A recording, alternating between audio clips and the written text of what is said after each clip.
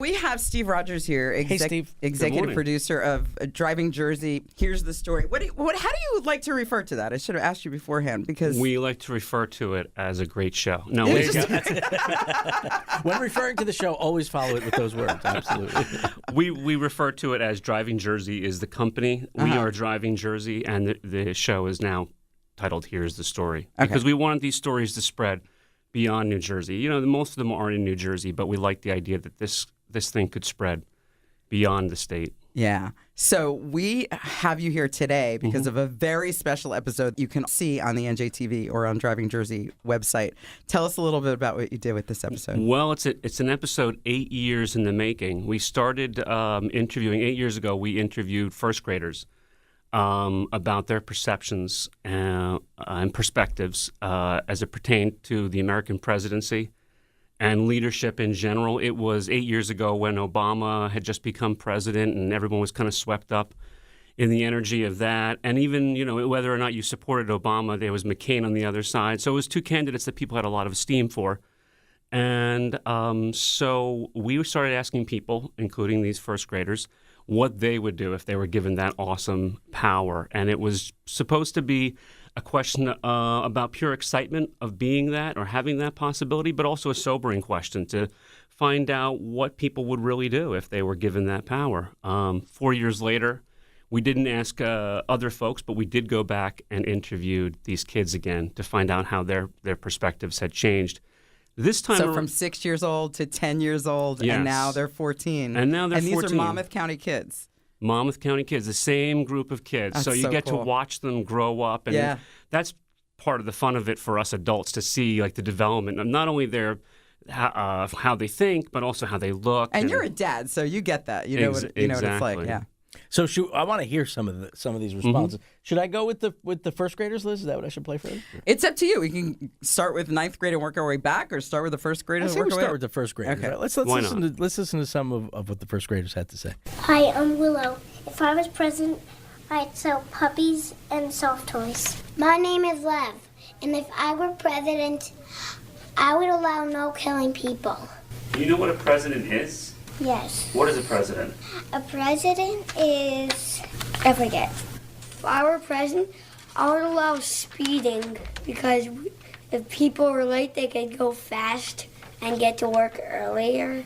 If I were president, I would have schools have shorter weekends and vacations because learning is very fun. If I were president, I would stop all the wars because I didn't want anyone to get hurt. Hi, I'm Evan, and if I was president, I would make junk food more expensive and healthy food more inexpensive. My name is Derek, and if I was president, I would make everybody have a good life, and I would want to live in a black house. That's amazing.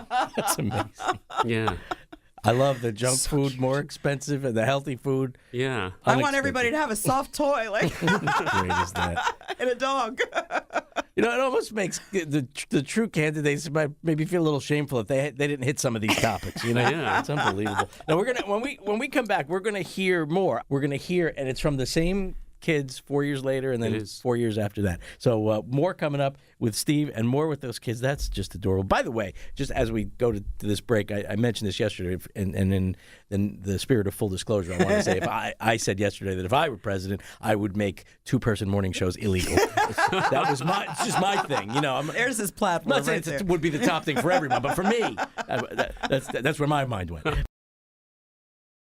We're here with Steve Rogers, executive producer of Driving Jersey. Here's the story. And the episode that just premiered on NJTV and that you can see again on Driving Jersey website or NJTV website. All the links are online. You can see the pictures of the kids who we're talking about on a photo on the blog at 943thepoint.com. Hi, Steve. Hi. So Steve talked to kids when they were in first grade, and then interviewed the same kids when they were in fifth grade, and then again in ninth grade, just to see how their opinions changed on what it was, what it meant to be a leader, what it meant to be president of the United States. Correct. How appropriate is that for this week with the election coming up? We heard from the first graders adorable. I like the kid that said, maybe we could increase speeding so everybody could get to work Speeding, on time. soft toys, the big issue. Right? It was just adorable, and just to hear from kids that age, just the the innocence of it and the optimism, right? And Yeah, the enthusiasm, exactly. which was great. So What now, schools? Can you talk about what schools they're from?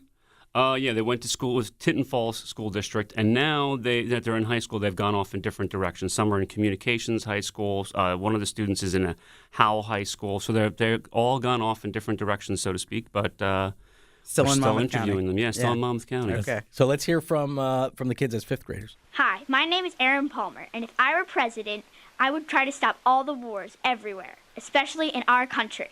I'm Jamie. If I were president, I would give money to the poor because it's the right thing to do. What does the president do? They mostly just make this country straight, make America a great country that people want to live in, want to have fun, and is safe.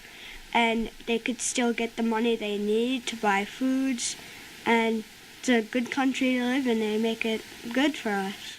Do you know what the term the American dream means? Yes. What is the American dream? American dream is, they say, if you have a good job and you work hard and you have a big family, that you'll have a nice house and just have a good life. It's amazing to me as I'm listening to that. What strikes me is, in many ways, it is that simple, right? I mean, you hear it and you're like, oh, to have that world, have the world be that simple. Yeah. Some of it is that simple if people would just put their mind to doing those things. Yeah. Pretty amazing. So one of the reasons why we decided to do this and continue to do it, because their pure vision of life was refreshing. You could already hear how they grew up so much from the Yeah, time they were that's true. 6 till the time they were 10. And now we have the 14-year-olds. This is what you just did Yeah. with the I freshmen. mean, don't go to war, feed the hungry, work hard. Yeah. Right? Yeah. So it's sort of the foundation of what the country was built on. Amazing. So when you went back to talk to the kids again, did they remember their answers from the first time? Did they remember those initial interviews? Some of them did. I asked them to watch their videos. They were embarrassed mostly. yeah. And I said, please don't be embarrassed, because everyone goes through this development. And like I just said, I thought their answers were beautiful and pure, and like you said, reached back to what our country is founded on. So they had no reason to be embarrassed. But yeah, some did, some didn't. And now let's hear, we fast forward now to when the kids are ninth graders. If I were president, well, first off, I would be awesome. That's no doubt. Well, first, I would try not to promise that I get a lot done. If I were president, I would try to focus on getting the parties to focus more on the people and not the actual parties themselves. If I were president, I would help to ensure that everyone could get the mental health, because I think that's a big factor. There would be less suicides, murders, because some of those people need the mental health, but they can't get it. So I think as a president, one of the main goals is just trying to make life better for everybody. I would make equal opportunities for everyone, no matter poor or rich or gender or race. I would want to make it fair for everyone. I don't know, that's really hard, because before I could see my answering just saying like being kind to everybody, but now learning more about it as I grew up, it's kind of seems like such a difficult position that I don't even know if I could handle, you know? I'd probably resign. I don't think I could do that.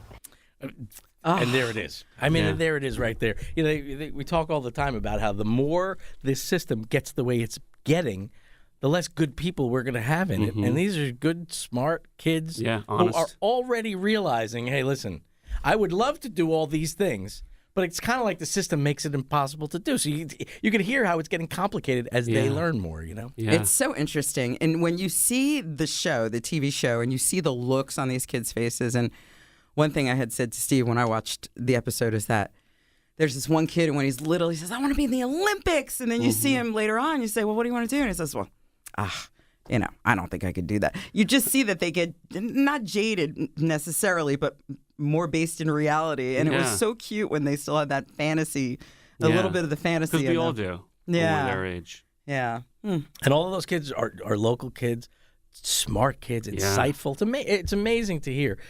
This is a phenomenal concept. I don't know Thanks. when you came up with the idea, but it's just, to me, it's such an insight into all of us. Because this is not just these kids. This is, if we think back in our own lives, we could kind of see the chapters in our lives too, and know that our thoughts on things changed, and our ability to think we could make this huge difference diminishes a little bit. It becomes harder and harder as you get older. Just an amazing concept. Now, if people didn't see the show, it's not too late, of course, right?